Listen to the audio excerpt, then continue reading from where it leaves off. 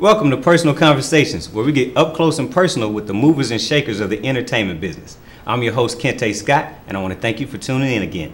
Ladies and gentlemen, our first guest is one of the most dynamic comedians and hosts on the scene today. You saw him on the big screen, The Sixth Man, and you will also remember him from his work on the hit WB comedy, The Jamie Foxx Show. He was also the original host of The Vibe Show and is currently the host of Showtime on Sunset at the Comedy Store in Hollywood. Give it up for my man, Chris Spencer!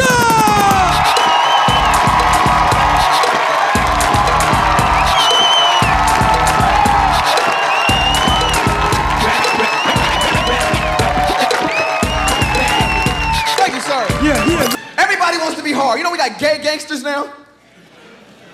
Gay homo thugs, rump riders, rainbow crips, something like that. I heard about them. Who are they mad at? Are there other gay crips they fighting against? They doing drive-by hissings? Stop the car! Stop the fucking car! Does he have on white shoes after March?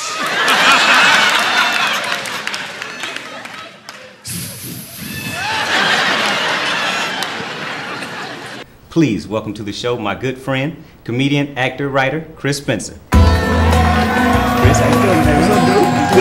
Looking good. You look sharp. I'm underdressed. You know, I got my Obama power suit You on. look good. I look like McCain in this wrinkled old linen shirt. You got your arm too long to be McCain. That's true. Yeah, That's true. He's like here. Yeah, there you you can't even go. high five nobody. He just short five. Yeah. What's happening? Good, man. I'm good. Doing good. You looking good? How you been? How you been? I'm good. Well, you Hot know- as hell in here. You know, Can you turn it off Jamaica, please? we're gonna bring it down to Haiti. Okay, good. But you know, my show, we like to get up close and personal with some of the people, the up and comers in Hollywood, and you're one of those. Well, So thank we you, just want to sir. ask you a few questions. Ask me. Okay. I can answer anything. All right. So first off, my audience might want to know, how long have you been doing stand-up comedy? Well, you know, Kente, you saw me in the beginning in the Cooperage at UCLA. Yes. Which was like 1989. Yeah, young, long, 90, last year. Exactly. So I've been doing it for at least 16, 17, maybe 18 years. Okay. And that was, I started off doing it in, for the fraternities, at college and in the lunch hall, and moved on to coffee shops, and then ventured off within like a year or two to the Comedy Store and the Laugh Factory. Okay. Now, we always find ourselves in college. I kind of did the same thing. But as a child, what did you want to be? I mean, did you know you wanted to be in entertainment, or? Well, I was always one of those kids that always entertained company. I would pop lock for my uncles, or I thought I was a magician. I was like Houdini. I would let for some reason I was able to get out of knots, and I would let people tie me up, and I was able to get it out until one time I was in the 8th grade. I was going to this Catholic school, and this dude named Eric Williams, his father collected all these black artifacts, and he had this thing that they used to put slaves in. It was like this little leather strap, and I was like, I can get it out of that. And he tied me up in church, and the sister saw us fumbling around, and she's like, Chris, could you read the next chapter? And I was like, I couldn't get out, so I had to get up like this. You had to get up. Yeah, so I was kicked out. So I think that was the last day of my magician That was it. days. You were like Houdini Chicken George there for that a was minute. it. It was over. That's funny. Now, when did comedy come into the picture as a career choice?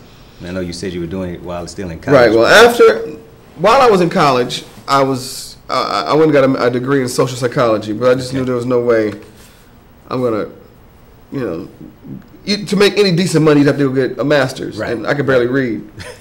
So I was like, no, I have ADD. I can't go get a master's and do 2 or 3 more years of this. Right.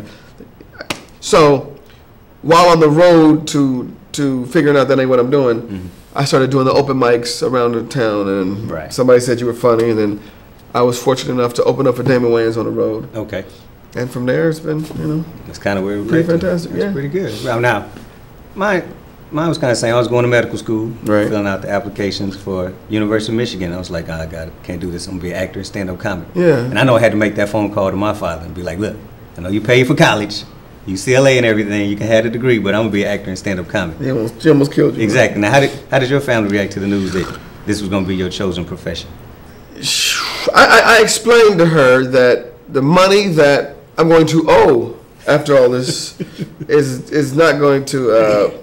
I showed her who my friends were in the industry, and it wasn't so much a money thing, but I let her know you know, it's possible I can make $150,000, $200,000 being a psychiatrist. I'm gonna owe $500,000, or I can continue doing this path of stand up, and this is what I can make. And look at this, look how much this guy makes on TV a week, Right. which is almost as much this guy makes a year as a psychiatrist. And I wasn't a book writer. You know, you have to do so much other stuff Right. when you become a psychiatrist. And I'm a show off, so I would have been a Hollywood psychiatrist. Right. And I wasn't You've ready been for like all Dr. Phil. Dr. Phil.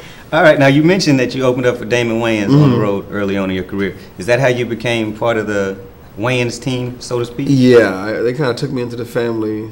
I guess that was around 91, 92. And since then, you know, I've written a book with Sean. I did The Sixth Man with Marlon. Right. I did Blank Man with Damon, and then I think we broke up when both Keenan and I had talk shows on at the same time. I think I was like, you know what, this dude ain't really our family. Like, oh, he's like that cousin that just wants to use us for dinner. Yeah, but it wasn't really a used thing. It's just we kind of we're still friends. Right. But we haven't really done anything together since then. Right, kind of moved on. Yeah. It's all right. Now, we know you're on the Jamie Foxx show. Audience wants to know, did you have to go through the rigors of auditioning for it? No, or was that luckily Jamie, who I kind of started off in stand-up together, we started off together.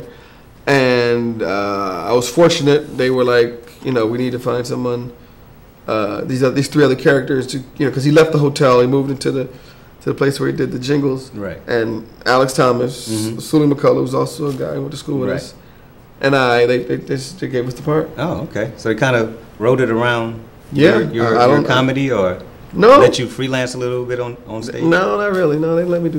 Excuse me. But having the friendship with Jamie afforded me the opportunity of not having to audition for it. Right. Yeah. Okay. But we had a blast. We had a Right. blast until I got fired off that show too. Oh, there it is. It's kind of a trend there. Yeah. But it's never me. it's always somebody. Always somebody. Of course. Gotta deflect the There's a blame. white person somewhere. Exactly. It's always the man. Always. Now, what is your ultimate goal in the business of show? I want to write, direct, and produce Chris Spencer projects. So, you know, if you watch TV or you watch a movie and there's a certain look that people have. Like if you go to a movie, you can go, okay, that's a Spike Lee movie. Or you can see that's a Woody Allen type movie, or that's a Adam Sandler type movie. I wanna create that. Okay. So you want to be like the West Coast Tyler Perry. You want to be Chris Spencer But without straight. the wig. But straight. But straight. Yeah. You know, straight man. We're not. Yeah. You know, ain't nothing wrong with Tyler and Yeah, no. doing his thing that he does. But not straight isn't gay, but I just want to be, you know, straightforward Straight with without the people. Yeah, without putting on the wig and Right, yeah. big dress like Big Mama's house. Exactly. Gotcha. Now, okay. Depending on how much they're paying. No. Always. Yes. Always comes down to the I will do paycheck. cocaine off a white girl's back if they pay me properly. That might be a good look. Don't try to steal my idea. Yeah, you know, that's all right. You got to copyright it. It's on my show. But, okay, so then what projects are you working on now to forward the Chris Spencer brand? I got a couple. I've been pitching. Mm-hmm. You know, I'm in talks with TV One and BET about several projects. Mm-hmm. I'm in the process of writing right now. I shot a pilot, and I'm just out there hustling because, just like you, I'm tired of auditioning. Exactly. It's so empty. You know what I mean? Right. To go out there and for those of you out there who don't know about the Hollywood process, you go and it's just an artificial situation. You walk in the room, you have to become this character. You have a piece of paper in your hand. You have 4 people, and they're just sitting there judging you. And you know, and it's not always based on good. Yeah. You could be. They could be like, you know, I don't really like light blue linen shirts. The first dude walk in with light blue linen shirt, he ain't getting the part. You never know what's going on. So it's so random. And then it's something. A lot of times it's based on who's hot, which rapper. You know what I mean? So which R&B singer? Right. So I want to be the guy to make those calls and make those decisions and go. I like linen shirts. The next guy with the linen shirt gets in, he's in the movie. I want to be that guy. Yeah. Well, good. I'm wearing linen shirts to every audition. There you go. Do that. That Chris Spencer is the executive producer on. That's good. This next question is obviously from one of my female viewers because I don't really care what makes you happy, but the ladies do. So what makes Chris Spencer happy? Other than a big long walks fat on the shake? beach. Yeah, there you go. No, Glass of my wine. kids make me happy. Okay. I have a 3-year-old and a 1.5-year-old, and I never thought I knew love until. Right. You have 4 kids, so you know what I'm talking about. Well, only one that I know about. Yeah, but remember Freaknik 87?